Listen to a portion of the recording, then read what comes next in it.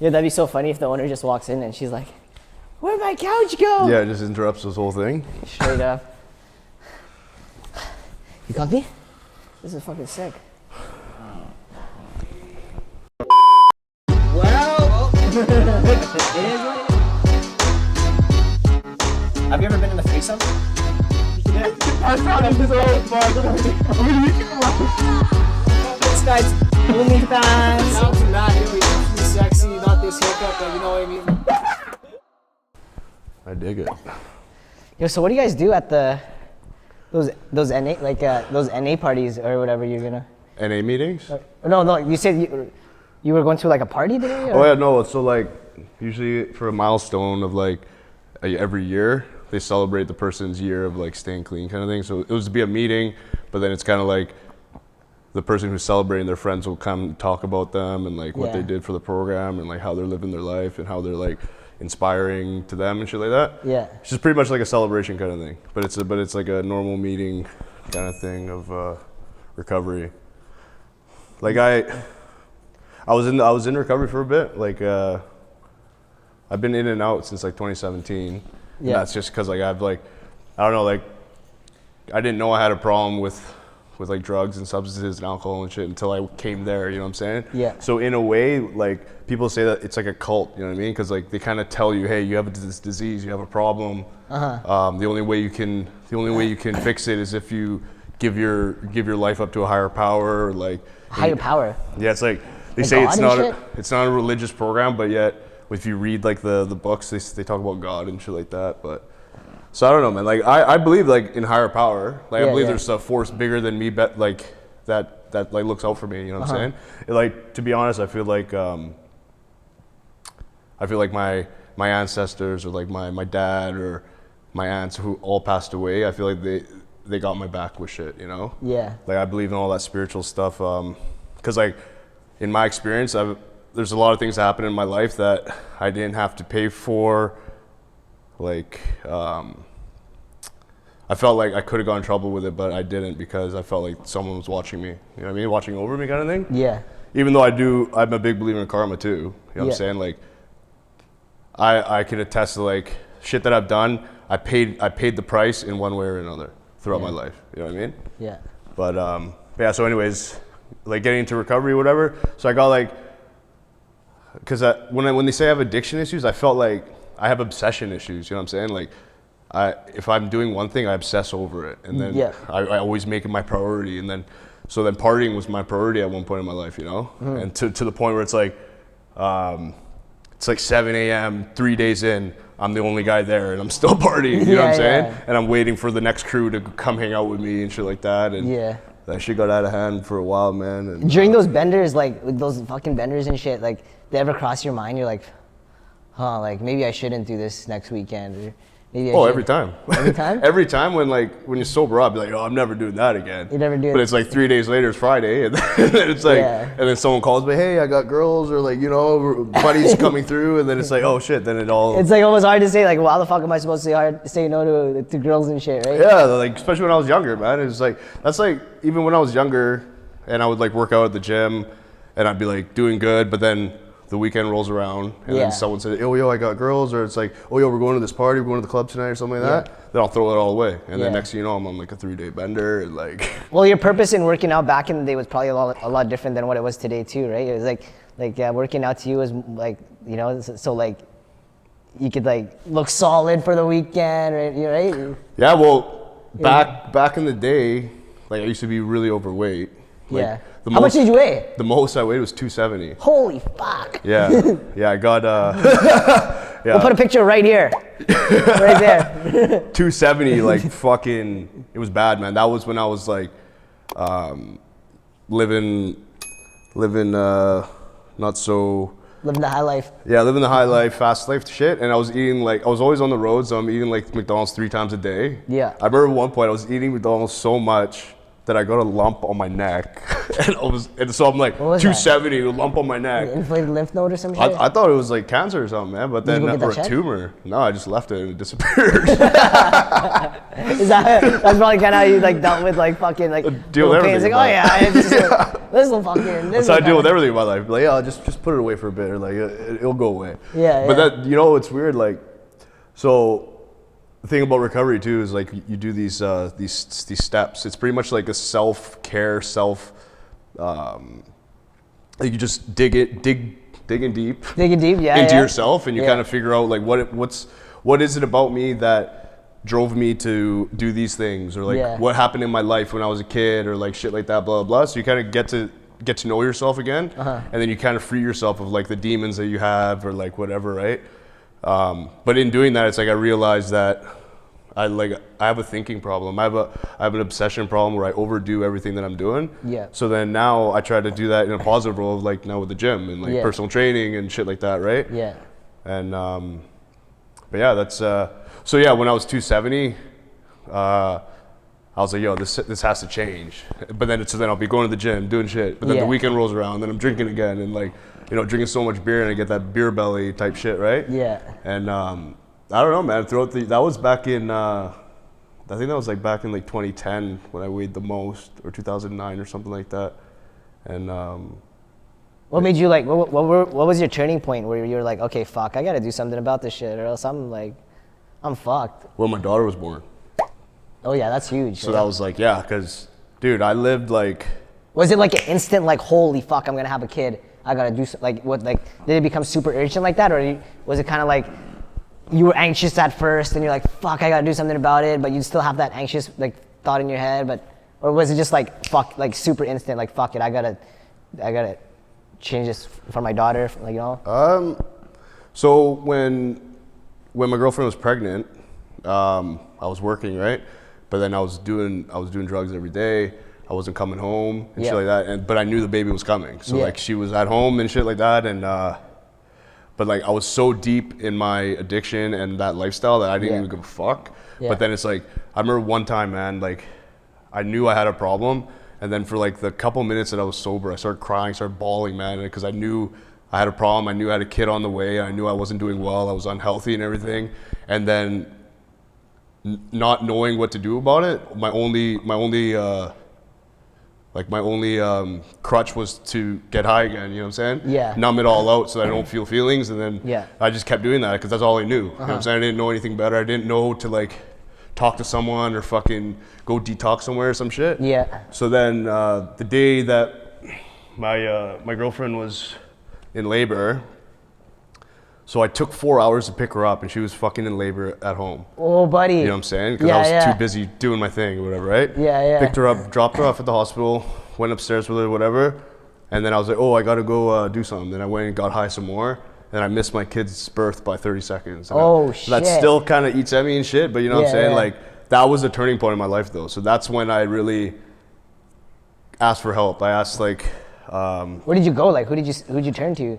I asked my grandma, my nana, because my dad died of an overdose when I was 5 years old. Yeah. So she knows about addiction. She knows all about that shit. My aunt died of an overdose when I was like 13. So she knows all about it. So then I reached out to her and I was like, listen, I need help, da da da.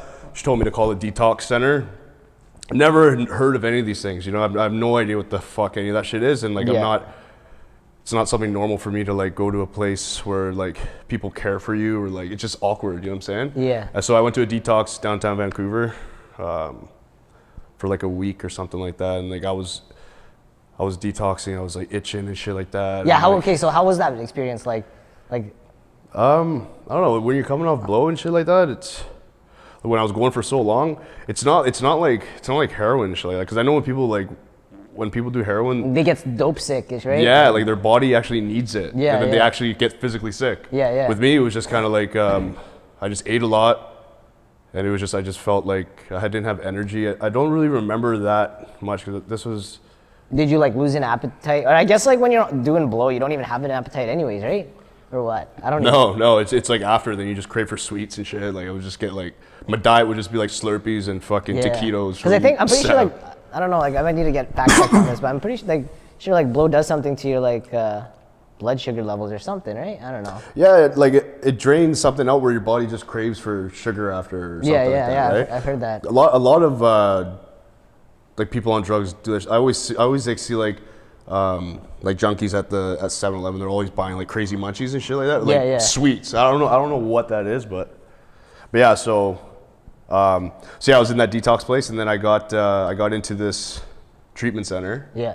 And that's when like the real turn of like knowing something better than turning to drugs or alcohol. Yeah. You know, and like it changed my life.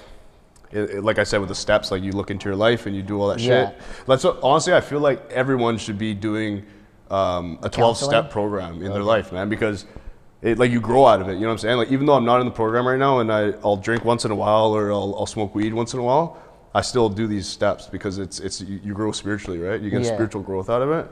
And what were these like? Could you like summarize like what? So like step one is like admitting that I'm powerless over my addiction, and my life became unmanageable. Yeah. So you have to admit that I do have a problem and I need help, kind of thing. Yeah. And then 2 is like, 2 is like a power greater than yourself that could. Believing in a power greater than yourself. So that's like higher power, God, whatever the fuck you want to call it, right? Yeah. And 3 is like turning your life over to that. Yeah. You know what I'm saying? 4 is like a crazy one because you talk about all the dirt you've done in your life, all the people you fucked over, all the shit. You know what I'm saying? Who do you talk to about this? Like a counselor, or do you talk to like? So you with choose, the whole group, or so you like, choose a sponsor. It's called a sponsor. So like you go to these meetings and like. Usually everyone's really welcoming. Like if you say you're new, they'll come up to you after and be like, hey, I'm so-and-so, nice to meet you, man. Here's my number, let's go for coffee sometime. Because it's like a fellowship, man, because people know how it is to be that guy that's lonely and like on drugs or trying to get off drugs and has no friends. Yeah. So like everyone comes in and out and like then this guy got 30 days, so then maybe he could help this guy that's 1 day clean, or like this guy's got 3 years, he can teach me something, you know what I'm saying? Yeah. So then you want to choose a sponsor that like my sponsor, he's still my bro today, like he's got 7 years clean. He kind of has a similar lifestyle like me and shit like that. So I clicked with him. So like you do your steps and then you admit everything to this guy. Yeah. And then you tell him everything about you. And then you just have to hope that he's not going to tell anybody. You know what I'm saying? There's no like, what do you call those? Like, fuck, what do you call those things? Like movie stars have to fucking sign this shit. What are those called? Do you know what I'm talking about? Disclosure. Like no, you don't sign a disclosure? No, it's kind of like Scouts honor shit. Like. Oh, straight but up. I think they would have that at that point. It'd be like fucking work. You know? Yeah. Yeah. I guess so. Yeah, because then once it gets on, I guess. It's kind of like a trust. You have to trust them, right? It's like this new life shit. So it's like just, but yo, like honestly, man, I know people that like they'll hear someone's shit and they'll come and tell me about it. Yeah. And I'm just like, yo, that's not cool, man. Like you can't be telling me that shit. Like guy told you in confidence about whatever happened in his life, and like, so it's kind of like a gray area, man. But really, you have no choice because you just want to trust in that. You want to get it out, man. Like you want to read it to anybody. You know what I'm saying? Yeah. Because you get a different feeling when you're writing shit down, but when you're actually saying it to someone, it's like you get released of fucking all this shit that's been eating away at you and shit like that. You know what I mean? Yeah. So then 5. So step 4 is like admitting all that shit, and 5 is telling someone else, your sponsor. 6 is like recognizing your defects of character. So it's like I was selfish, I was greedy, I was rude. Like, dude, if you met me 4 years ago, I wouldn't be the guy that you know me as. Yeah. So as you say that, I'm thinking about that fucking freestyle on YouTube. Oh man. Yeah. I'm not just talking about weight wise. No, I'm talking about the comments, bro. Oh my god. Yo, I don't even know who these people are, man. Yo, yeah. So I'm like, whoa. Cause yeah, like you said, like I didn't know who the fuck you were like a few years ago. Like when I heard all this shit, I was like, what? Dude, I never. I thought this guy was a bodybuilder. You know, I thought you look like straight out of like a magazine. Shit, you know man. Yo, when I read the comment, I was like, who the fuck is it? Call me a convicted drug dealer and a date rapist. I was like, who the fuck is this? Oh man. Yeah. Not true. That was deadly. Yeah, man. So that was like back in 2013 to 2016 is when I was like rapping a lot and like recording and shit like that. And I was trying to take it serious, but once again, the lifestyle and drinking and shit got in the way. You know what I mean? Yeah. So like since then, like I've recorded I think like 3 songs this year. Yeah. Or sorry, last year. And I don't know, I want to try to get back on it, man, because it's always been a passion of mine. You know what I'm saying? Yeah. Like it's always been, and like I don't know, man. Like, and I don't rap about, like I used to rap about all that fucking shit. Honestly, I rap about what's going on in my life. Yeah. So at that time in my life, I rap about that. So now it's kind of like I rap about kind of just my experience in life and like the struggles I went through, or like I don't know, man. It's different. You know what I'm saying? Yeah. Or at least I'm gonna say it's different. Like, yeah. Every rapper probably says that type of shit. You know what I mean? But do you regret like ever like any of the shit that, like from back in the day that you used to do? Just like so, you know, like having this lifestyle like of doing drugs and partying, this and that, or like do you kind of look at it like shit? If it wasn't for that, then I wouldn't have gone through this NA thing and gone through this experience and like learned about myself. Yeah, exactly. Like, sure, there's times with like maybe the night after, I'd be like, oh, yo, I shouldn't have done that. Yeah, you know what I'm saying? But yeah, I don't. Like looking at it retrospectively, like. Yeah, I don't regret shit. Yeah. Because I wouldn't be who I am today. You know what I'm saying? And like life is all about experiences and it's all about lessons. You know what I'm saying? So like everything that I've been through, some people maybe haven't been through it yet. Yeah. And I'm not gonna feel too great about that if they go through that later in their life. You know what I'm saying? I'm glad that I got everything done when I was younger and experienced what I went through and dealt with shit that I've dealt with. You know what I mean? Because then the lesson out of that is I'm not cut out for that shit. You know what I'm saying? Or like, exactly. Or like I wasn't meant to do that shit. Or like yeah. I don't know. A lot of it too was so like I grew up without a dad, right? So I didn't have guidance in my life. I didn't have anyone really showing me what to do. I didn't even know how to change a tire, or change oil in a car, or fucking just normal things that I consider a man should know. You know what I'm saying? Yeah. So like in high school, that's like the perfect. A guy like me would be like the perfect person for a guy that like, oh yo, you want to work, bro? Yo, I'll take care of you. Fucking da-da-da, I got your back and all this shit. Yeah, yeah. And like I love that shit. You know what I'm saying? Because I was like, it felt like someone actually cared about me. Yeah. You know what I'm saying? And like I always had that mentality where I was like looking for that father figure, looking for that. So yeah, I guess I was gonna ask if that like subconsciously kind of like got you to make the decisions that you made in your life. Because it'd be like those people, and I'm not saying those people are bad people, but they're the ones that showed me attention. You know what I mean? So then it's like I see them making money and shit, so I want to do that too. And you know, and yeah, I don't know, man. It was kind of it's a hard pill to swallow, knowing that I'm not cut out for that shit. You know, because that's honestly that's all I wanted to do when I was younger. Yeah. And like I see my friends or acquaintances like successful from things, and I'm not just saying like illegal shit either, like just whatever other lifestyle. You know what I mean? Yeah, yeah. But yeah, I don't know. But yeah, everything is like everything's an experience, man. And like I don't see anything as like I took a loss. It's like as long as I'm not like giving up, you know what I mean? I'm not considering myself a failure, even though like, and that's all because of this newfound way of thinking, which I got from like any 12-step program you could do. Any self-care program that you do, you're always gonna grow out of it and like realize new things. And I was listening to like a Joe Rogan podcast the other day, and he was talking about like being comfortable is not your friend. You always want to be uncomfortable because you're gonna grow bigger and better out of it. You know what I'm saying? Yeah. Like last night too. It was like 11 o'clock. I was like, oh fuck, man. I think I might call bro and cancel this podcast, man. I don't know what I want to do. And then I wake up in the morning, like, yo, let's fucking do this. You know what I mean? Like, so. I was actually watching some shit on Instagram literally this morning. I think the guy's name is Brad Leah, and he's like, he was talking about comfortability. He's like, have you ever been in bed and you're like, I don't want to get out of bed. This is so fucking comfortable.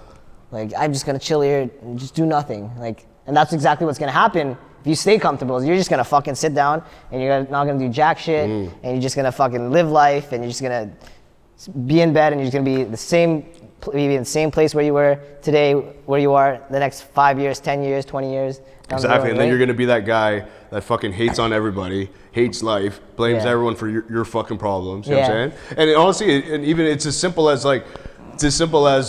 walking up to someone and talking to someone super uncomfortable. Like even approaching a girl that like I've never met in my life and like I just see them, super uncomfortable. But once you do that and you just talk, you feel fucking great after. You know what I mean? Even if you didn't get a number. It just happened.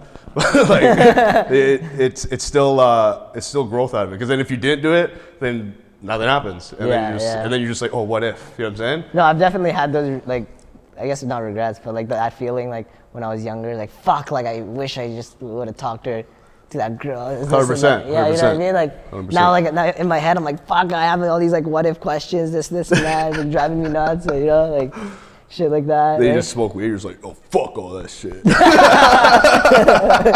Fuck all that. So what kind of like were there a lot of like people that you were able to relate to at this like NA thing, or like?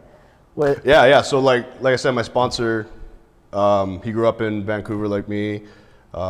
He's like 6 years older than me, but like we have similar lifestyle. We know the same people in their old past or whatever. Yeah. So that was cool. So then I looked at him and I was just like, yo, if this guy can do it, I can fucking do it too. You know what I mean? And how was the first month of it, like just like being sober? It was weird, man. Especially being in a house. So like the treatment center is like 60 guys in there. You know what I'm saying?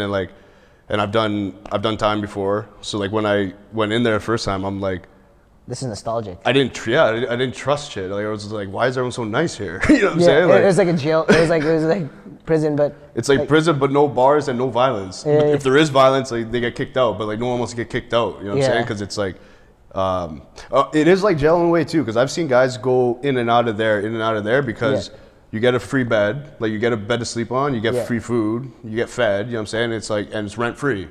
For, well, I went there rent free. I went under the government to get in there. Yeah. I was like roommates with some guys that, you know, West Van people, whatever the fuck, $10K a month for people, man. Oh. It's nutty shit, yeah. Like they're paying for their kids and it's 3-month minimum, so there's like $30K. Not even guaranteed that they're gonna stay clean. Was this place like, you guys got some king size beds type shit? You guys ate good type shit, or like? Ate good, yeah, for sure. Like steaks every Friday, shit like that. But not, it wasn't like some crazy resort type shit. Yeah. It's in New Westminster. It's called Last Door. It's a great place. Like I even though like I've been there 3 times. You know what I'm saying? I've been there 3 times because I didn't want to go to any other place, and plus they knew me the best. But every time I went there, they were just that much more harder on me. And like, but like when I was there, I was still doing shady shit on the side and. So like I can't wonder why I didn't stay in the program. You know what I'm saying? Yeah. It's kind of like half 1 foot in, 1 foot out. You know what I mean? So like that's where I like I like separated myself from people because I was like, I can't be who you guys want me to be, or I can't be who you guys are. You know what I'm saying? Because that's just not me. Yeah. You know what I'm saying? So like I ended up distancing myself, and I had 2 years clean at the time, and then.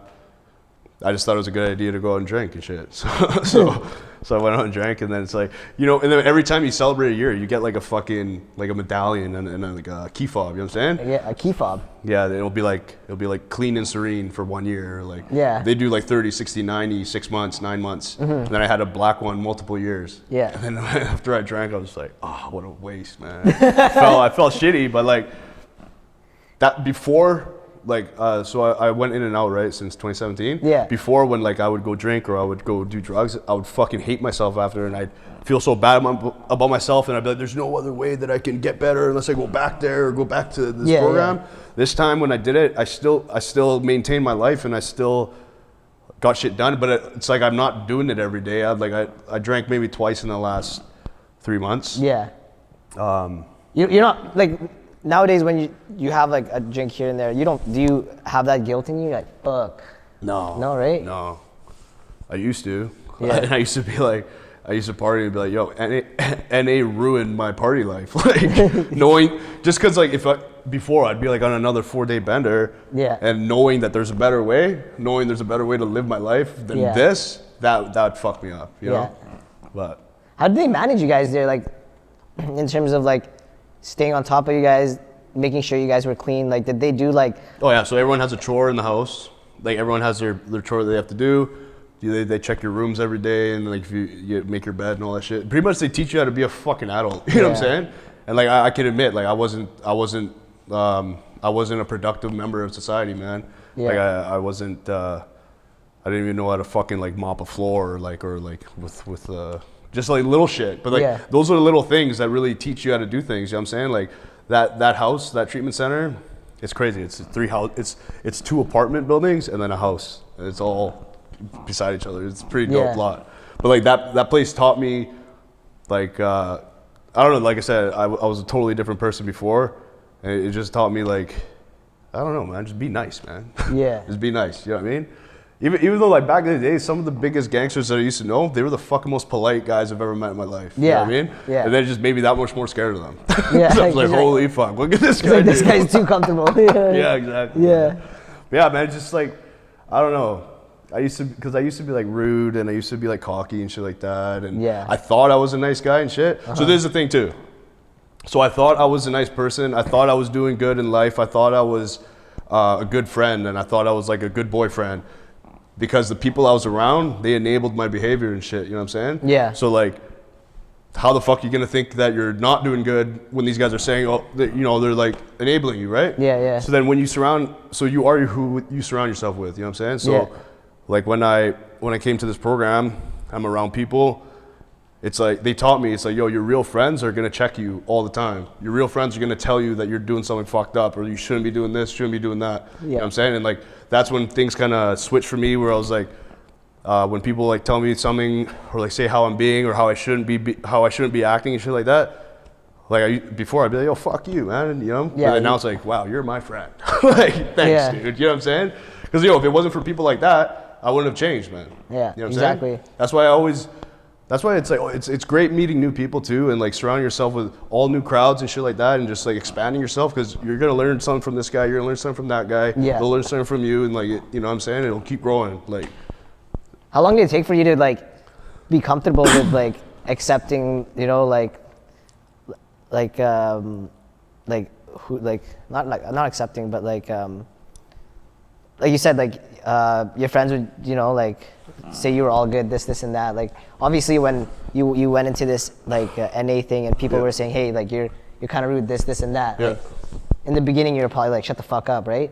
Yo, so like I remember my first 15 days there. So like everyone's like when we're all supposed to be doing like step work and shit like that, everyone's asking each other's questions and shit like that, and I'm like, no one's coming up to me, and I'm just like, I asked one guy, I'm like, yo, like what the fuck? Like everyone says that, you know, everyone's all homie here, and like everyone like helps each other. I'm like, how come no one fucking comes and talks to me, man? And they're like, to be honest, you look standoffish. I'm just like, what do you mean? Your face, man. I'm like, that's my face, dude. You had like a resting bitch face? Yeah, supposedly, like, look, I'm just staring people down, but then when you come up to me, I'm like, hey, what's up, man? You know what I'm saying? Yeah. Dude, I remember I was in a group, so every day we have like a 2-hour group with like counselors and shit like that. And like the owner of this place, this guy's like 37 years clean. He's like an old biker kind of guy. Yeah. And like he was talking, and then like I'm sitting across from him, and he's like in the middle of his just talking, and then he looks at me, he's like, what the fuck's your problem? You? Yeah, I'm like, what? Nothing. He's like, you look like a fucking cunt. Why are you fucking looking at me like that? I'm just like, holy shit. And then it's like, yo, I have to take this. You called you a fucking cunt? Yeah. In front of everybody? You look like a fucking cunt. Dude, that place is hardcore because it... In front of everybody? Yeah. They'll fucking ring you out in front of everyone, and then the guys will join in. they'll all bitch at you, man. Like, so you had a bunch of people like, yeah, yes, you look like a fucking prick. Not that time, but I've had times like that. Because I'm always doing shady shit, and then and then when I know the staff knows, I'm like, fuck, I'm gonna get ripped in group. Let's hear about it. Like, okay, this is funny. So this is the last time I was in. This time, I think I had like 3 months clean, and then so my sister sold my car when I was in treatment. Yeah. So I was like, what the fuck am I gonna do? I need to get a car, blah blah. And I remember I had this lawyer, this ICBC lawyer that. I hooked him up with clients and shit like that, and then he always said, yeah, I'll have a bag for you. Like, when it's all done, I'll have this bag for you. And then I was like, okay, cool. And I didn't talk to him for about a year. Yeah. So then I called him from the treatment center. I'm like, yo, can I come talk to you, blah, blah. I didn't want to say over the phone. And then he's like, yeah, come down, blah, blah. And I got another guy from treatment, like a roommate, whatever, to drive me out to Surrey to see him. Yeah. And then I go in there, and I'm just like, yo, yeah, so you got that money for me, blah, blah, blah. And he's like saying, yo, I don't know what you're talking about, but like I never said this and this. He's like, if I had anything, it'd go to your kid, blah, blah, blah. And I was like kind of getting a little bit like annoyed. Yeah. And then he's like, but yo, hold up. Let me introduce you to my friend, man. He said he knows you. And I'm like, what? And then I walk with him. I go into this guy's office, and this guy is on the board of directors of the treatment center that I'm in. No way. And then he's like, hey Nate, what's up, man? I'm just like, whoa, word. Dude, back I already know that. You were probably so quiet after. You're like, what the fuck? I was like, I already, and then, so I don't want to say their names, but the guy's last name is on the front of the fucking building, and I didn't even put it together. You know what I'm saying? Yeah. Then I get back there, and then I know shit's going to go down, but nothing went down that day, and I know in the morning it's going down. So in the morning, they're like, so Nate, who the fuck do you think you are? And I'm just like, what? Like, you fucking this and this, blah, blah, blah. And then this guy jumps in. And they're all fucking attacking me and saying shit. Like, you're a fucking piece of shit. Blah, blah, blah. You're going to fucking die. You're going to leave your fucking daughter. Da, da, da, da. And I was saying all this shit. And they just break you down. You know what I'm saying? Yeah. And they broke me down. And I was just, it's a fucked up feeling, man. Because it's a win and a loss. Because some people, I've heard stories that some people, like, they'll leave there and they'll kill themselves, man, because they make them feel like shit. You know what I'm saying? Or they'll go overdose or something like that. Like, they'll turn, you know what I'm saying? But it takes, but there's a reason why they do that. It's like they break you down and then, you know, to build you back up kind of thing, right? Yeah. But, so shit like that. This like, treatment center sounds fucking gangster. It's rowdy. It's like, it's probably the most hardcore one in, You ever watch the Maury show when, like, they bring in these kids and, like, and then they have those, like, these troubled kids, and then they bring in, like, these boot camp, like, these guys in, like, sergeant hats and shit like that, and they're in their fucking face, and this, you know, like. It gets hardcore. It used to get hardcore like that. I don't know if it's that crazy now, because the guy I was telling you about, the 37-year biker guy, he retired, but he still owns the place.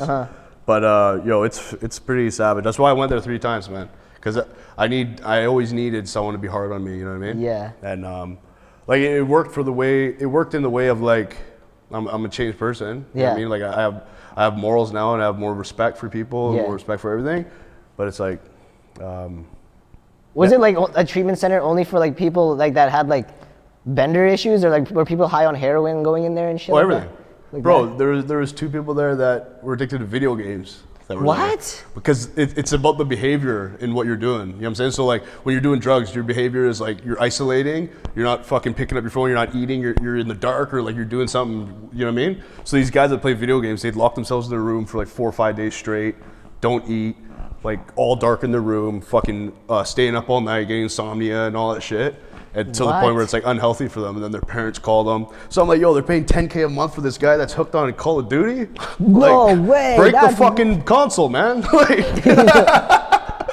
fuck, like, I grew up without that Call of Duty shit. Yeah, man, Call of Duty's cops and robbers outside. So, like, you were in the same, like, you were there at the same time as these guys? Yeah, so I always found it weird, because, like, they would read the book and it would be talking about drugs, and then they're like, just replace the word drugs with video games. Yeah, so it kind of works the same in that way, where it's like, it's were the other guys kind of looking at them like, you guys are fucked?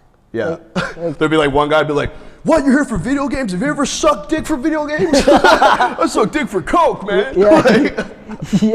Like, no shit. That's why it would cause conflict a little bit, because it's like, yo, what the fuck? Like, we have real problems here. Get the fuck out of here. You know what I mean? Were they like some rich kids and shit? Yeah. There was it was a crazy mix, man. And it was all ages, like 19 to whatever.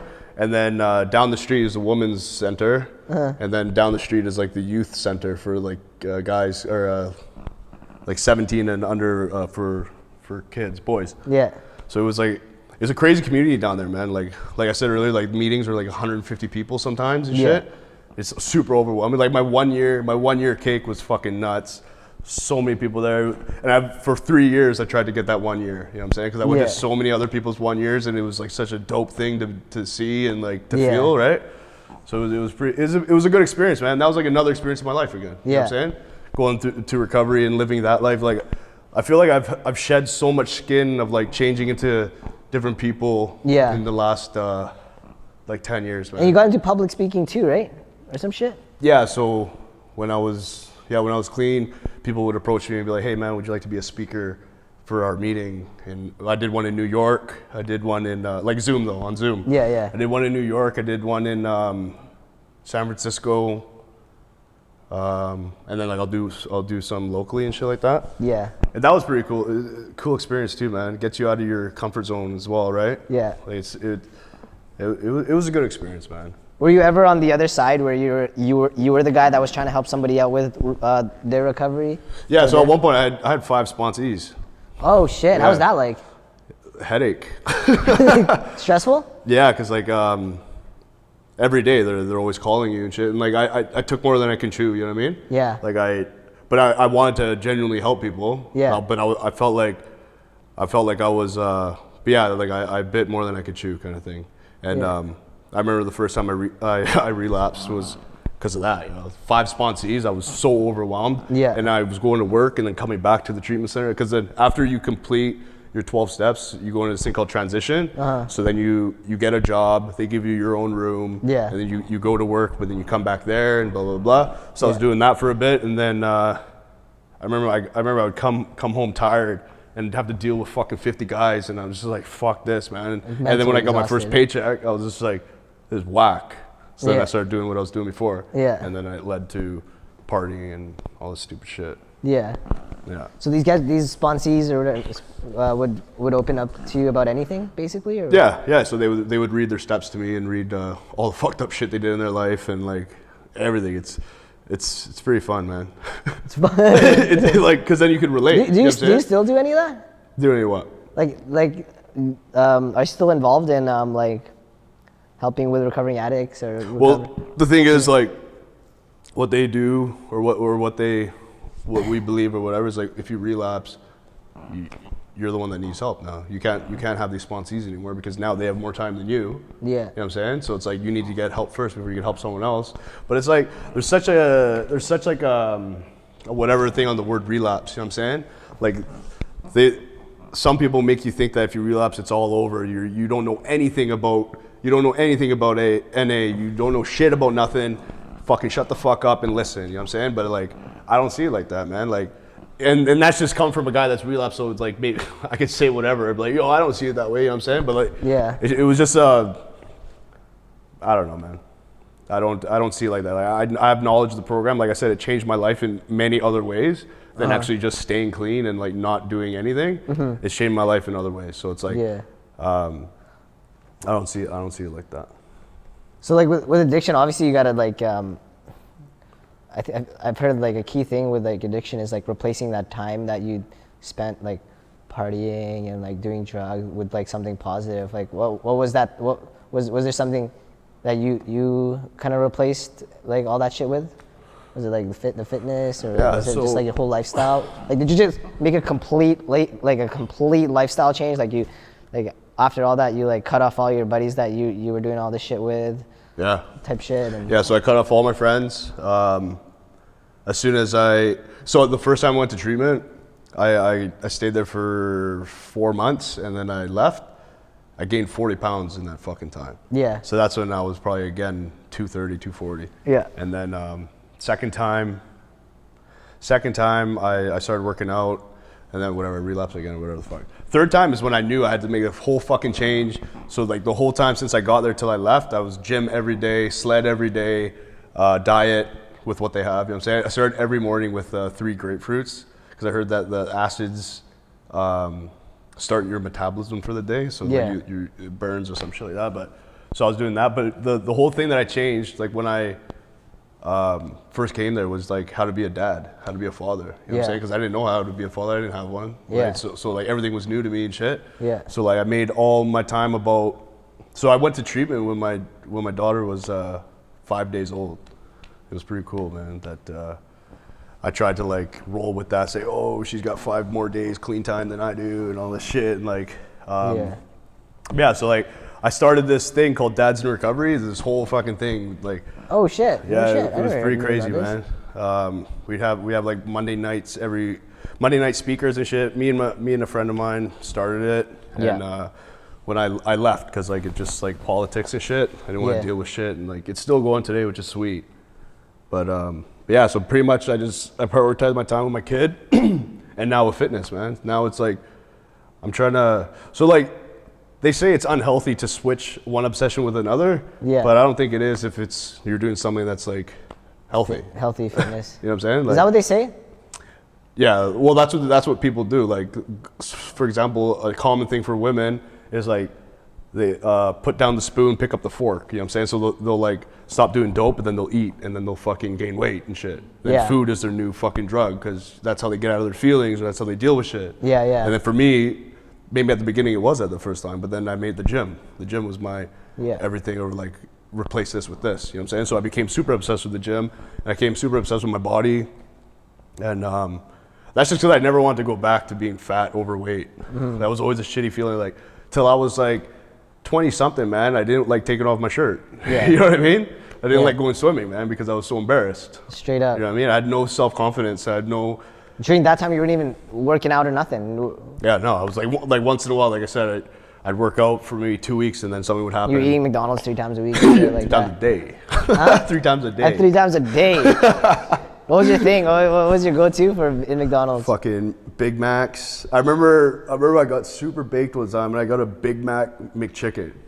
4 patty McChicken. yeah. You can ask that for that? Yeah, bro, you can do anything over there, man. Fuck, I worked at McDonald's for 5 years. I never. You didn't know that? No, I didn't. I mean, I never worked at the front. I wonder if you could put like ice cream in like the middle of each one too. And shit. Yeah. Well, it's funny because like I never worked the front because like I always had anxiety with talking to people and shit like that. And it's kind of ironic because now like we're fucking doing. Yeah, now we're doing podcasts, right? So that's another growth. And you're like, you've grown out of that, right? Yeah. Yeah, man. Which is dope because like I feel like if I were to go work at McDonald's again, this is totally off topic, but if I were to go work at McDonald's again, I think I would just hold it down at the front rather than. Oh, for sure. You'd be hitting on all the high schoolers too. Let's keep it 100. Did you have like a job when you were in high school, or were you kind of like? Well, I dropped out in grade 9. I got kicked out in grade 8 of Windermere, and I got sent to a Tupper alternative. And then it was the first time in my life that I was like getting A's and B's, but I already know it's not the real grade level work that I'm doing. But I felt great about it. And then I started selling weed and shit. And then I got caught in they found it in my locker, and then I got kicked out, and then I dropped out. And then when I dropped out, that's when I started my career. Yeah, straight up. Bro, you know, if this goes to the guidance thing again. If I had a positive role in my life at that time, I would have either stayed in school and finished. This is what I think, anyways. I would have stayed in school and finished, or I would have gone to a trade and I'd be fucking Red Seal already, like be making great money. Yeah. But instead, it was like grade 9, fuck school, get money type shit. You know what I mean? And I ended up fucking around with that for on and off for like 11 years or something like that. Earlier we were talking off camera how you and your mom didn't have like that great of or like you guys weren't like too close like that. Like how did she like deal with so I like think all your like your whole addiction and stuff like that? I think that so yeah, I grew up harsh mama's boy, right? Because like I think that's everybody. I don't know if that's everybody, but like especially if my dad died. Yeah, for sure. So yeah, I was always attached to her and shit. And then as I got older, I think I just started not coming home. I started coming home drunk. And it was like 14, 15, right? Yeah. And that's when she started. I don't know if like she started distancing herself from me. You know what I'm saying? And then to the point where we hardly talked anymore. And then to the point where I come home, there's no dinner. Yeah. And then it's like, then I was like, what the fuck kind of life is this type shit, man? And then I moved out when I was 17, and so because I started making my own money, doing my own thing. But yeah, we've never been close, man. And then and like I said to you earlier, like your common immigrant Filipino mother is usually like fucking loves her kids fucking all in their life, always calling them, always asking if they're hungry, always, you know what I'm saying? Yeah. My mom, she's not even like that, man. And it's weird. And I always thought it was kind of like the shitty end of the stick, because it's like I don't have a dad. I would think that my mom would be fucking there for me. You know what I'm saying? But like, it is what it is. Like she wasn't like like when you're dealing with like your whole like addiction and all that shit, like you weren't really in contact with your mom. Did your mom know like about any of this shit? Because bro, like when my mom found out I was like I smoked weed, she treated it like a fucking heroin addiction. Like bro, like she was like, go look for a treatment center, this and that, you know what I mean? She was on me, you know what I mean? She was like fucking on. Like was your mom like not on you like that, or was she just like super like laid back, or just like? I did whatever I wanted, man. And I don't think like I rubbed it in her face, or I didn't think like she'd be like I'd be in my room if I was all fucked up and shit. But I never got disciplined for doing anything. I remember even at one point when I was doing my thing, I had a safe in the house, and then it was on the table and it was open or whatever was in there, and then she saw it, and then she said something, but then I was like, yeah, but I'm gonna be paying this rent, and then she's like, well, as long as you're paying rent or doing something, then whatever. You know what I'm saying? It's probably not the best thing to have said. Yeah. You know what I'm saying? But then that was just like kind of what you were saying about your mom. She's like, she's square, but if it's about that money, do what you got to do to get your shit. Do what you got to do to pay your bills, type thing. Yeah. So it was. I don't know what it was like, man. Where it's like, so there was no discipline, no nothing like that, and I can't blame her for how I grew up, because at the end of the day, it's all my decision. Everything is my choice. You know what I'm saying? So I used to hate her though. I used to hate her, and I used to blame her for everything that happened in my fucking life until once again I did the 12-step program. Yeah. And like, it ended up me realizing that I was just hurt. Yeah. I didn't hate her. I was just sad and hurt that she wasn't there for me. You know what I mean? And yeah, man. So that's why like all my like Asian buddies or whatever, they get shocked when there's like, oh, your mom's not really around like that. That's weird. You know that is trippy. For a Filipino mom and shit, right? Do you guys? So we see each other at family parties and shit. We never see each other outside of that. We don't talk. But it's not like you guys had like some sort of a bad blood together, right? It's just kind of like you guys like, didn't have like a crazy relationship. It's just kind of like I don't know what it is. It's kind of just like, hey, how are you doing? And all this type shit. Like she's never babysat my kid. My kid's 4 now. You know what I'm saying? She's never spent time alone with her. Yeah. And all that shit. But whatever, man. Like that's her life. And like I've talked to like my aunts and shit like that, and they just say her childhood or her high school life was taken away because she was always in a relationship and all that shit. So this is like the first time in her life where she feels like she can live how she wants to live. And if that means not being a parent, then whatever, man. It's her journey too, right? Like I could also say like if I would have been totally different if she was different. You know what I'm saying? Mm-hmm. So it's like I don't regret that happening either. Because were you the only child? No, I have an older sister. So my sister was like my mom growing up. She's still like my mom today. You know what I'm saying? She's helped me out of so many jams and shit, and she's always been there for me and shit. And she's seen the worst of me too, man. She's had to cut me off before too, because like it got so bad and shit. You know? Have you ever had any scares during your whole like during your bender times, like where you had like close to ODing? I OD'd twice before, on lean, man.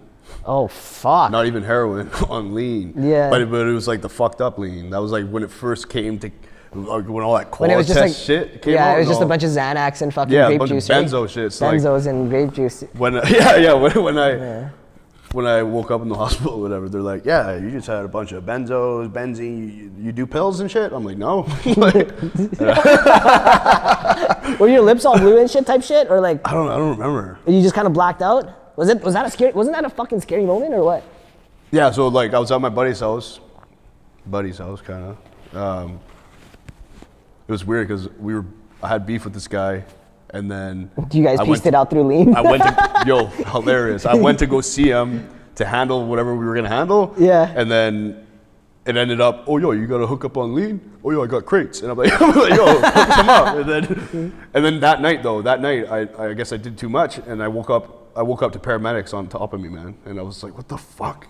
And he's like, yeah, bro, I came outside my room and you were on the floor blue. And in my head, I was kind of thinking, I'm like, yo, this guy like fuck with me, like, because we were just beefing it like earlier. Yeah. This guy maybe try to like, you know, and then realize it was happening in his house. Yeah. But I'll never know about that. But was that the first time? Yeah, that was the first time. Was both times through lean? Yeah. Because like I had no finish line. Like when I got out of the hospital the first time, I had 2 more pints of lean that I fucking drank. I didn't give a fuck, man. Like, that's like the crazy thing, man. Like if I didn't have my daughter, man, I don't even know who I'd be, man. Like I wouldn't give a fuck. I didn't give a fuck about anything. Yeah. I was down for anything. I was down to do anything. I was down. Like my favorite drug was whatever was in your pocket. You know what I'm saying? Yeah. Like I'm down for it. You know what I mean? Yeah. I'm down to do this. I'm down to that. I'm down to do dirt. Whatever the fuck. I don't care. Like I remember when I got out too. Like I did 10 months, and then I came out, and then I met up my friend that I was working with, and then he's like, oh yeah, how was it, blah, blah. And then my mentality there was like, I was already institutionalized after 10 months. I was like, I'll do it again. I don't give a fuck. I was like, I can do it again, no problem. But then I know for a fact, it's like your experience is not going to be the same every time you go to jail. How was that experience like? I was lucky because I got transferred to three different jails, but every unit that I was in, I knew someone. Thank God. Yeah. You know what I'm saying? Because so no one ever fucked with me, no one ever stepped to me, or no one ever asked me to usually when you go in there, you don't know anyone, someone's like, yo, you're gonna go beat up this guy, or we're gonna smash you. Yeah. You know what I mean? The craziest thing was my first 4 days, my fourth day there.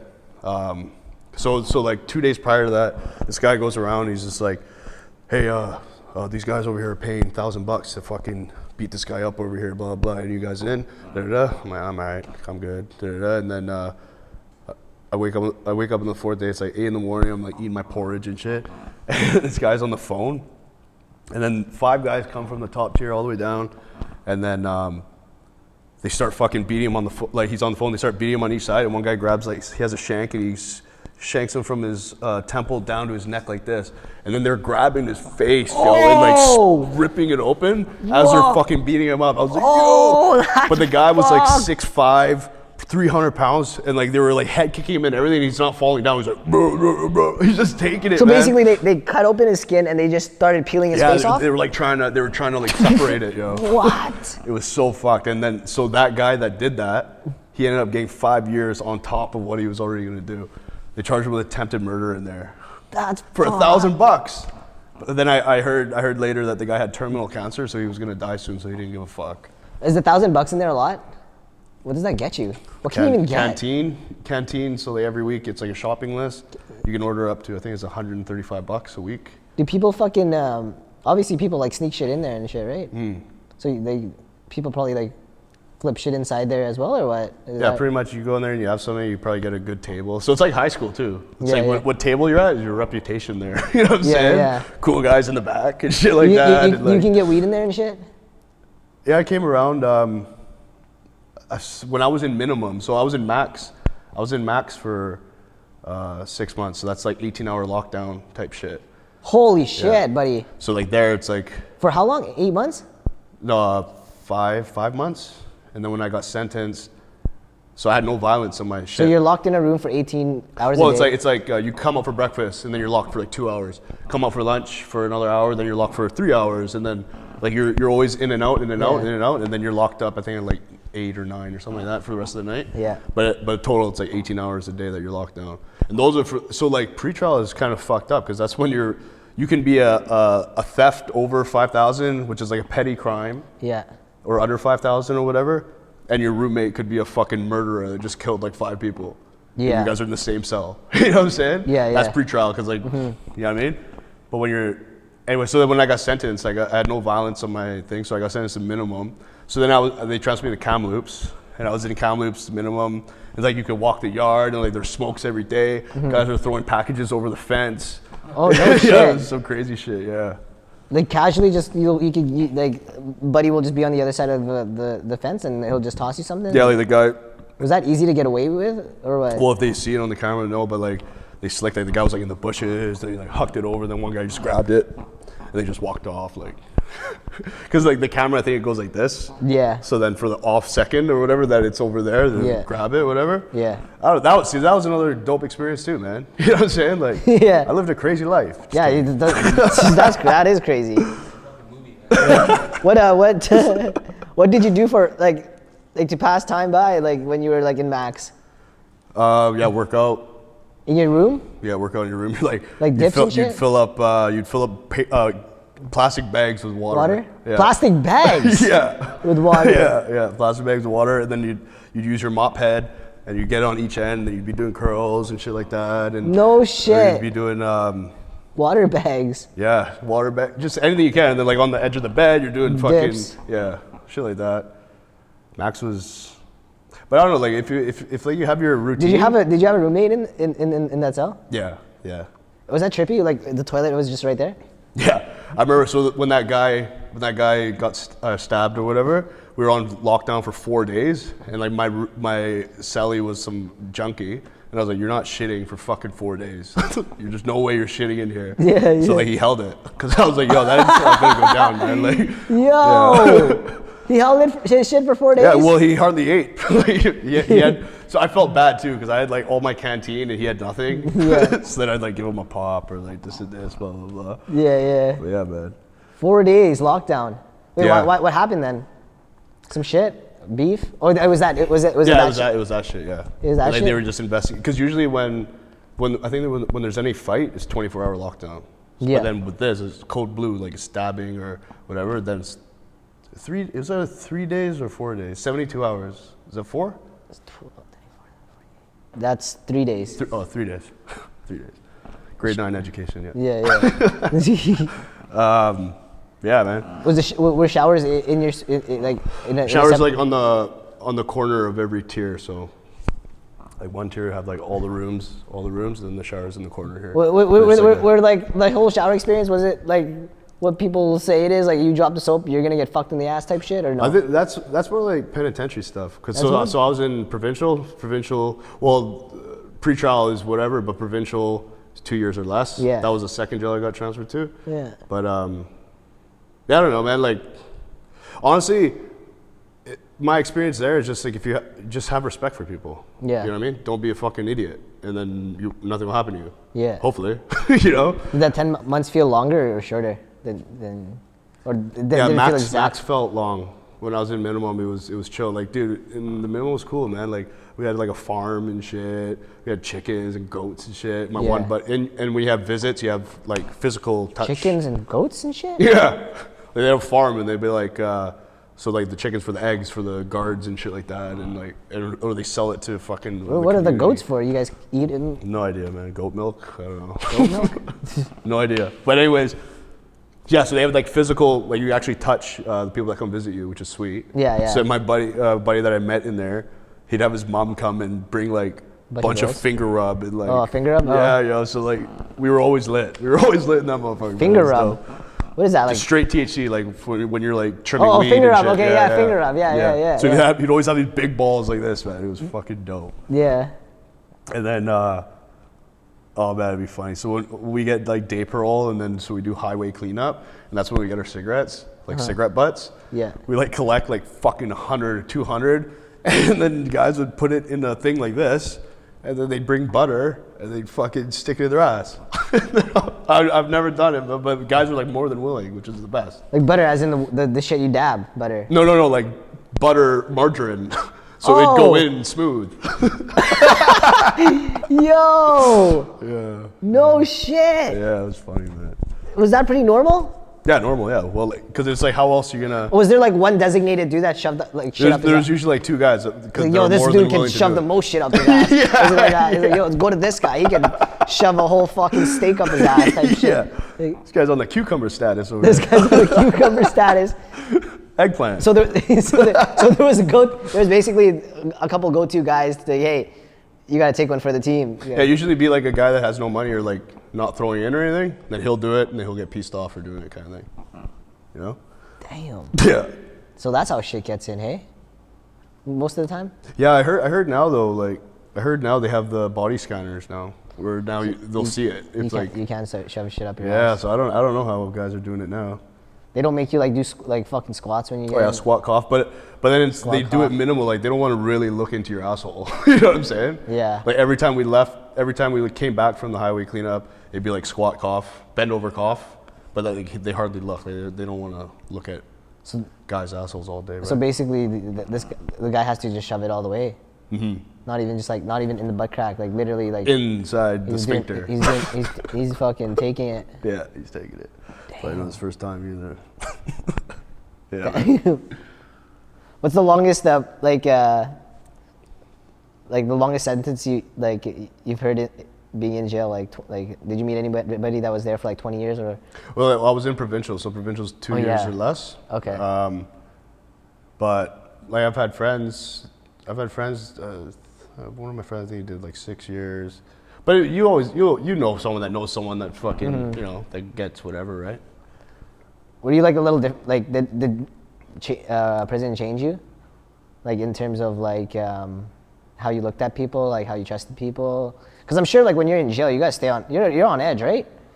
Right. Depends. You gotta look over your shoulder all the time. Depends. Like if you're established in there already, and like you have your crew of guys, then it's like you guys run that place, and new guys come in, and you guys he either does his thing over there, you guys take him under your wing, or he joins you guys, or he's like, you know what I mean? Yeah. But it's you're on edge when. So I got transferred to when I was in North Fraser. I got transferred to Bravo West and Bravo South, and then luckily I knew someone each time. But it's like that first time walking into the unit and seeing like 60 guys. Yeah. Yeah, you're a little bit like intimidated, but also like you don't want to fucking let them know that you know you know what I'm saying, that you're nervous or something. But it's just like the whole thing about growth and being uncomfortable, you know what I'm saying. So then you got to approach someone and like say what's up, or else you know. Yeah. It's just. Did you always have the same roomie when you were in there, or the whole time, or was it a different roomie every time? Yeah, different roomie all the time. Single cell sometimes. You meet some characters and shit. Oh yeah. Yeah. Were you ever in your cell and like fucking you're in your fucking bed, and then all of a sudden in the middle of the night all you hear is oh my god. Did you ever experience it? No way. No way. If anyone's doing that, it's me. Like where people like I used to see like fucking like documentaries where like guys would like sneak in like porn magazines in there and they'd flip them and shit like that. Like was shit like that going on in there? Actually, I think I remember a story where someone had a page or something like that. I don't know if they were selling it, but they were like giving it around. Like, everyone just leaving their mark on it. Like. Cause that's like honestly one thing I always wonder, like fuck, you're in a cell with the same dude, like, right? And like, you never have like those thirsty moments, you're like, I need to rub one out. You know I think you. Or you do that in the shower? You'd have to not respect them, man. Or like, you'd have to have respect, you know what I'm saying? Or like, cause I'd be like, yo, what the fuck are you doing?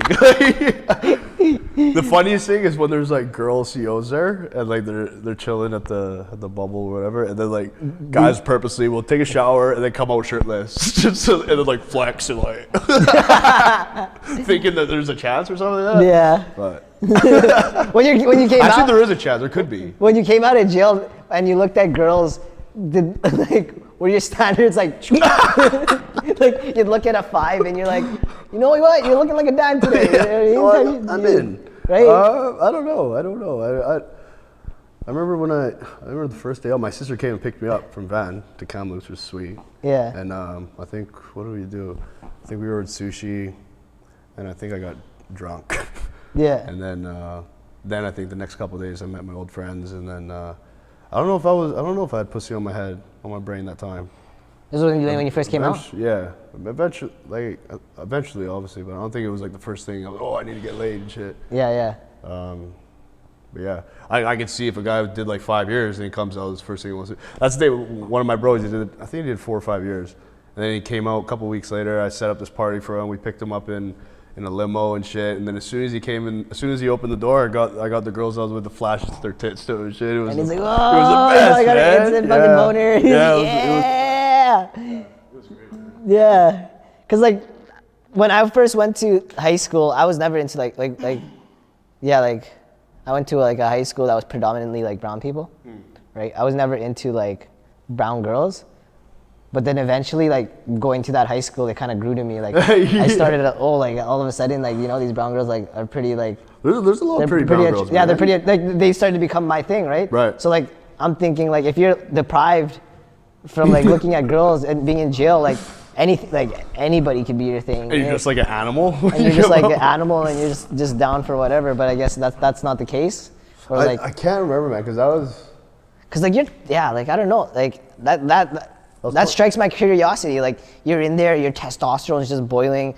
You can't obviously beat your meat because you have a fucking you know, like you got a cellmate in there. You know what I mean? That would be kind of sus, you know. I could say that I was more thirsty when I was in recovery.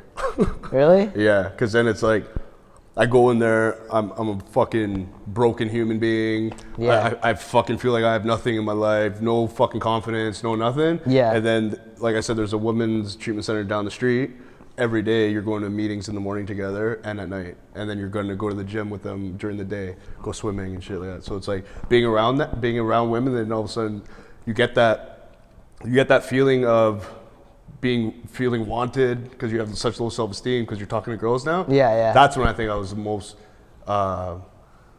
like what you're describing of like thirsty. Yeah, thirsty and like, or like the feeling of being wanted, or the feeling of like that's how crazy it is, man. Like how different you can be when you're down and out and you have no self-esteem. Yeah. How much you could change, or how much of a changed person you can be, or how much your personality will change, or like you'll be, or like you'll let yourself get taken advantage of because you just want to be a part of, or you'll let yourself give up some sort of morals because you want to be around someone, or you want to fit in, or you want to be loved, or you want to be liked and shit like that. You know what I mean? That's crazy, man. It's crazy how much self-esteem can really affect your life in the way of the decisions you make, which is like the story with a lot of women, man. Like a lot of women, they won't have self-esteem, and then some guy shows her attention, and then, you know what I mean? Yeah. Shit like that. Same with guys too, though. Like, I get the same shit. You know what I mean? Yeah, I can speak for myself about that too. Like it's always nice when someone finds interest in you. You know what I mean? Like it like boosts your confidence, and it boosts your, you know what I mean? Is that something you realized like right away, like when you were in the treatment, or like was it like over time? You're like, okay, like fuck. Yeah, I think it was over time, and I didn't see it, but I was super obsessing over women, man. Like super obsessing. Like I wouldn't even want to do my step. I'd be talking to my sponsor, and I'm asking him to hook me up with fucking some girls and shit. Like, yo, tell your girlfriend's friends, and I'm like 4 days clean. Like, you know what I mean? Like just a mess. Can you even say that? 4 days clean? Just a mess, and haven't even got like a haircut yet. Like.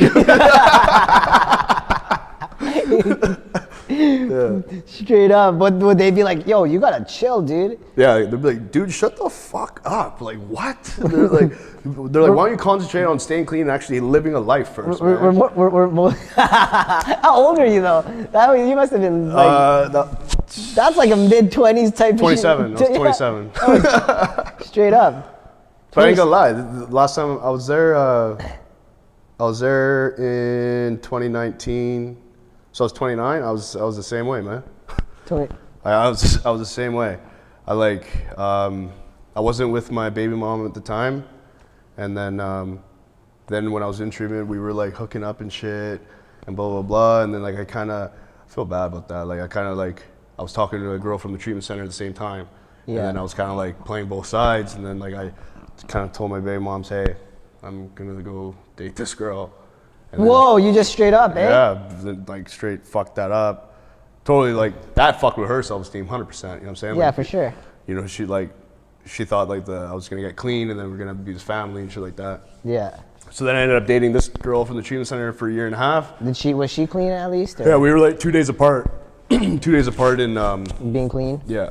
Like our clean dates were 2 days apart. And then yeah, so that was like, so then my whole recovery then was like based on my relationship. Yeah. It's like I put my relationship over doing what needs to be done, which is like more self-improvement and shit, rather, because I didn't care anymore because now I got someone that wanted me anyways. Yeah, you know what I'm saying? So like what else do I need to do? Yeah. You know what I'm saying? So like once that relationship ended, that's when I kind of left the community, and that's when I kind of started doing my own thing again. And then I kind of feel like, did I stay in that community just because I was dating this girl? You know what I'm saying? Yeah, yeah. It was weird, man. You still think about that? Yeah, a little bit. We're like, a little bit where I'm like, yeah, maybe I did. Because those other times I was with my baby moms and I left after 3 months, left after 5 months. And then this time I stayed and I got 2 years clean and I was in this relationship. Like, I don't know if it was like, or if she was like helping me, like I was around it so much because she was in it too. You know what I'm saying?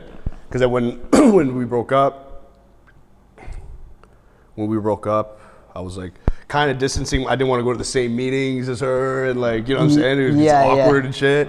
Yeah. So then I started not going to the ones that I used to go to, and I started going to these ones, and then it's like, then I met this one, and then I met that one, and then it's like, and then after I started feeling like a bag of shit. Because I'm like, what am I doing? Like, I'm sport fucking again. You know yeah, what I mean? yeah. That's what they get. Support fucking. That's what they call it there too. It's hilarious, man. Support fucking? That's Sport fucking. Sport fucking. Yeah, like just Tindering or like fucking this girl. Because yo, I'll tell you right now, before I even went to recovery, when I was in jail, this one guy's like, yo, oh yeah, so that's trip. Well, this one guy told me about this last door thing before I even cared or anything. Yeah. He's like, yo, dude, if you ever want to get laid, man, go to recovery, man, because all the girls, all they want to do is fuck. They're like, they can't drink anymore. They can't do this and this. All they want, that's what everyone wants to do though, because that's the only thing you can do for fun. You know what I'm saying? Yeah, that's true. That's why it's crazy, because like that whole community, it's just horny as fuck. and everyone's fucking each other, man. It's like you're dating this one, and you guys break up, and then she's dating your friend. Are the people aware of that? Like the people that work there, they're aware of like, do they know? Yeah, sometimes they encourage it. They encourage you to go date the girls over there and shit. Yeah. But then sometimes they'd be like, yo, that's why it was But kind then of like a, that like when you're doing it like that, like now you're there for a different purpose. You're not even there for Exactly. recovery anymore. It's like, dude, my times I was there, it was either the gym or the girls. You know what Yeah. I'm saying? It was never really about myself, except, so it was always something distracting me, man. It was always something that I focused on more or some shit, you know? hey, JR, maybe we should go in. Maybe I should go in for weed and shit. 100%. Were there people that went in there for weed? Yeah. Really? Yeah. Shit. But then, like, when you talk to them about it, they have the same behavior as you. You know what I'm saying? Yeah. Like, they like I said, they'll isolate or they'll spend all their money on it. They'll choose that weed over their family or their friends. You know what I mean? So, at the end of the day, it's all about what I think. It's not about the behavior, I guess, right? Yeah, it's about. Like I used to say, like, I don't have a drug problem, I don't have a drinking problem, I have a thinking problem. Yeah. You know what I'm saying? Like I honestly, before someone told me you don't know how to live your life, I'm like, yo, fuck you, man. Like, this is my life, I'll live how I want to. Yeah. And then it's like, well, look where it got you, dude. You Yeah. clearly cannot make your own decisions to better yourself. Yeah. So like I had to put my life into someone else's hands, and like it steered me the right way. Like I can even do that today, because like it's honestly just having friends that be like, hey bro, you think it's a good idea? Yo, you think I should do this? And then they'll say nah, da da da, and then you listen to them. Yeah. If you don't listen to them, then you'll get the outcome of like something Not negative, listening. most likely, you know? Yeah. So many times like I'll like go for someone's advice, I'll take it, but then I won't do it, and then You learn the hard way. yeah. Or You find like- you learn better that way though?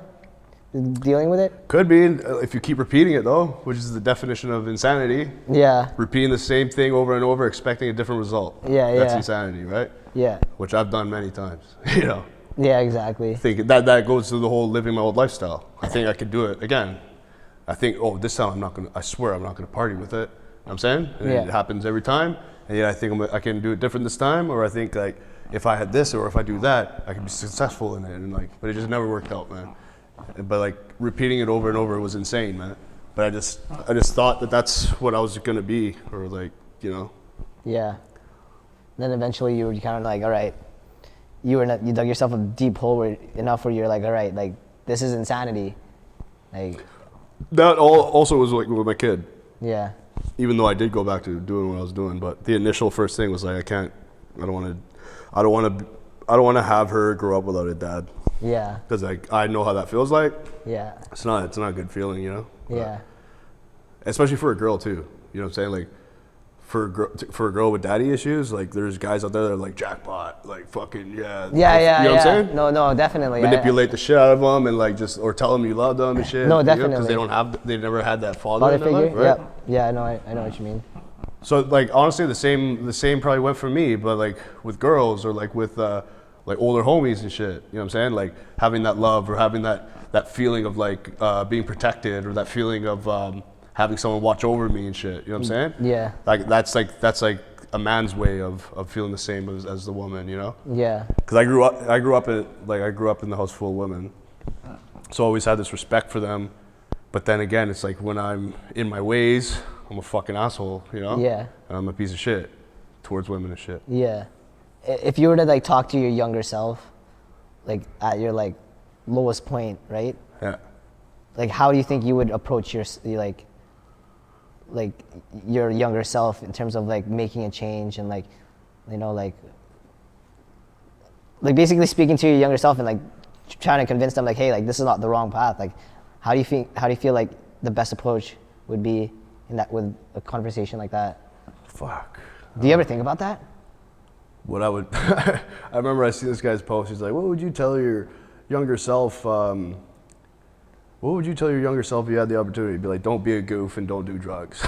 Yeah. I don't know what I'd say, man. I'd be like, "Yo, concentrate on your music, man, or concentrate on school, man, or like, you know, because like, even though school in some ways is fucking useless, in my opinion, like you're not gonna do fucking algebra, or like you're not gonna talk about fucking social studies shit, you know what I'm saying, or like, they should be teaching about like stock and fucking business shit, you know what I'm saying? Like that, But like, it helps. I feel like it's a part of self-discipline for you going to school. It's training you to go to work every day in the future, waking up at a certain time, doing 8 hours and whatever the fuck, you know what I'm saying? Yeah. Even though I don't feel like I'm cut out for that shit, like I don't see myself doing a 9 to 5 and shit like that. Yeah.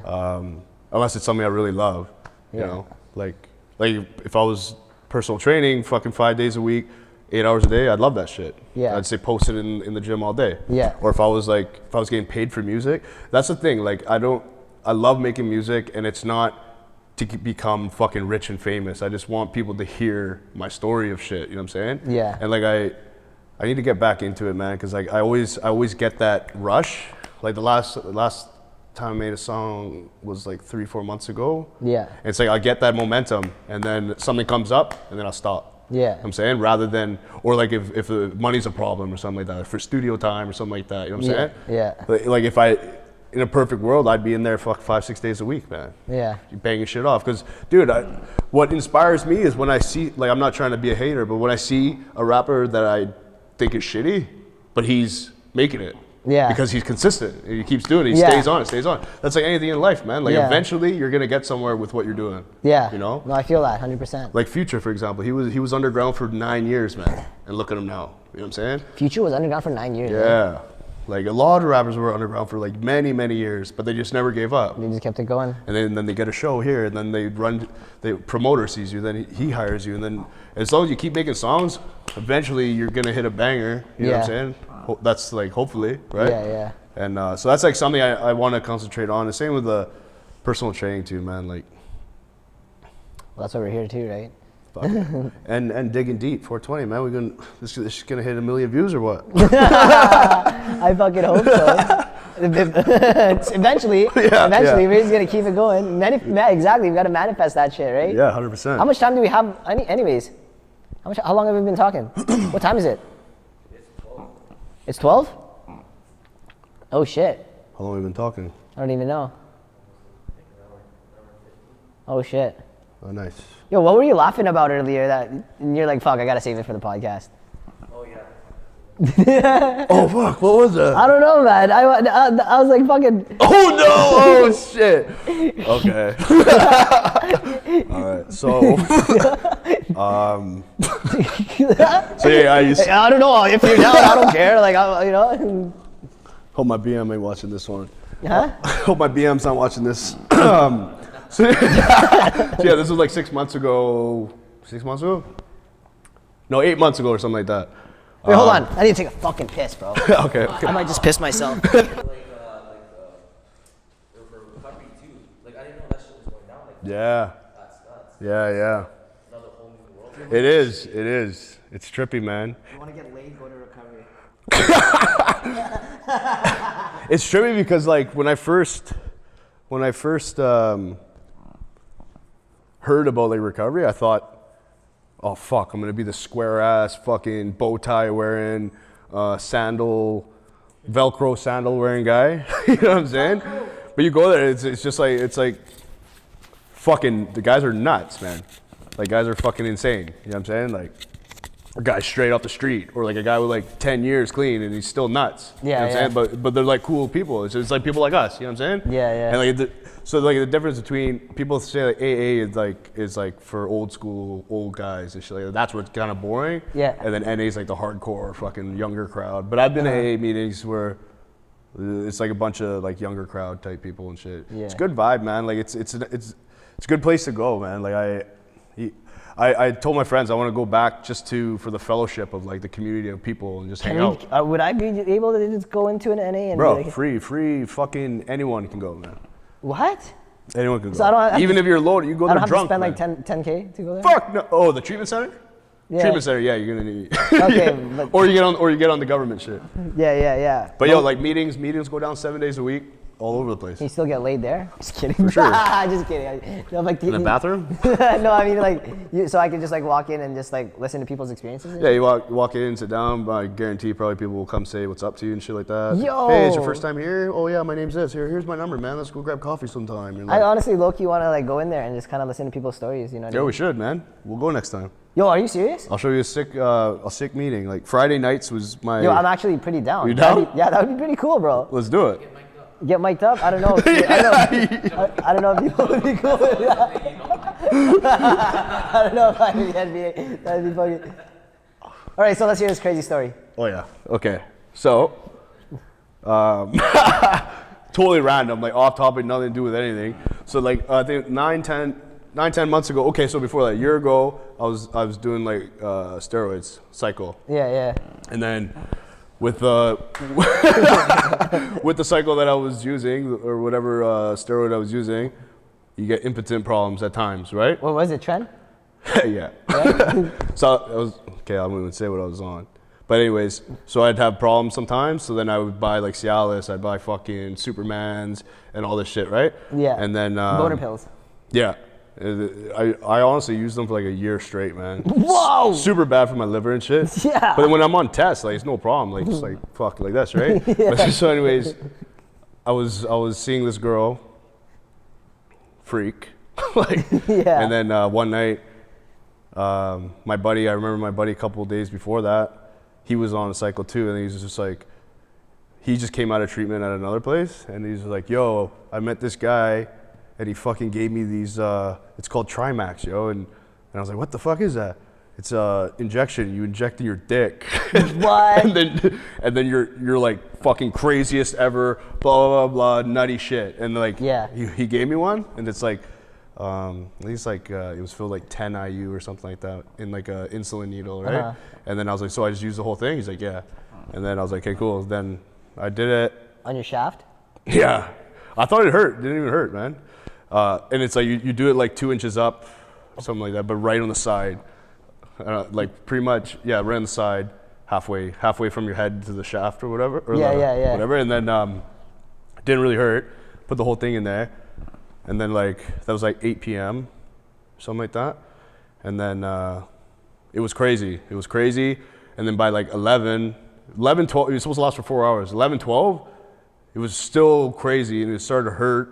And then I was like, fuck. And then we just kept going. We just kept fucking whatever the fuck, right? And then I passed out. I wake up at 7 and it's still there. Yeah. And now it's like fucking, it feels like it's gonna explode. Like it feels like it's like fucking. There's so much blood in there. Yeah, and it's like not red, but purple.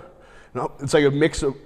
Maybe it was just from like fucking so much that it was like it looked all whatever. Yeah. But yo, it was like crazy, and then I'm like, yo, I'm tripping out. It's been 16 hours, and I still have this shit. Damn. And then the girl I was with is like, yo, we have to go to the hospital. I was like, no fucking way am I going to the fucking hospital like this, yo.